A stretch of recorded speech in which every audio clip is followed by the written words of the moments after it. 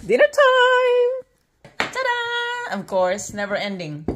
This is, what you call that? Lamb chop. Lamb chop. And cream veggies. Yeah. And chops. Looks nice. And this is mine! Yay!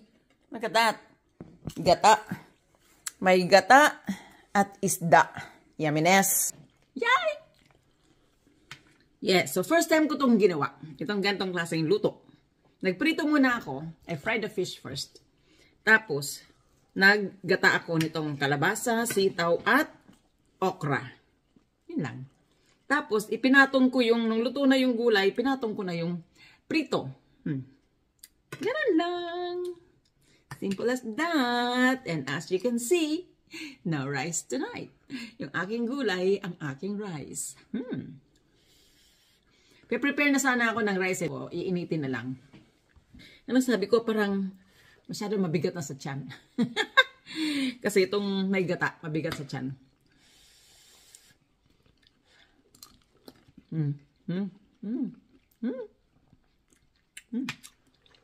Naminas?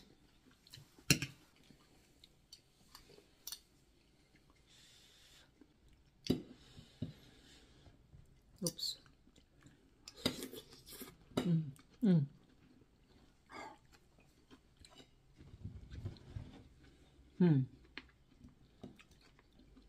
Paso dila ako.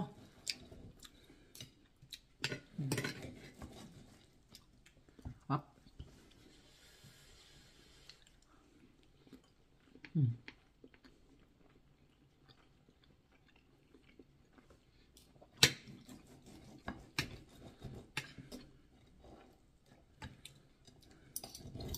Sarap pala yung ganito.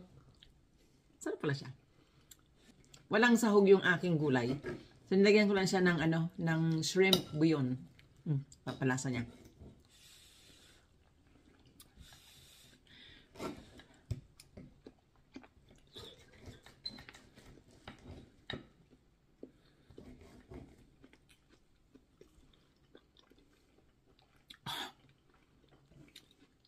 Yung kalabasa, super init.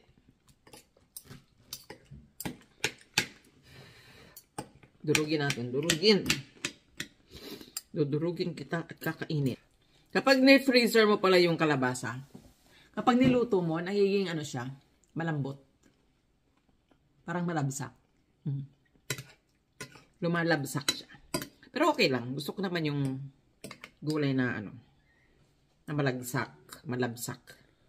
Pero para dun sa gusto ay firm ang kalabasa. Huwag na kayo mag-freezer.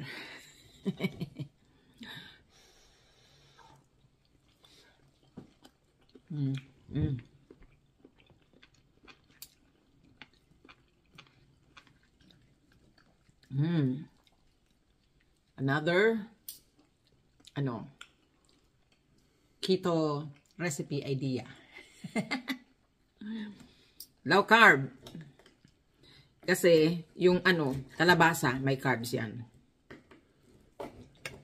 Pati yung sitaw, kasi yung buto niya, di ba? May yan.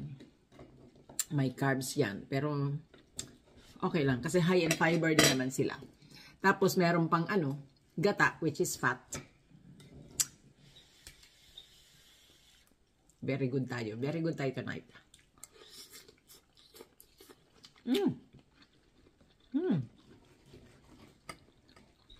Tamis ng kalabasa. Sarap.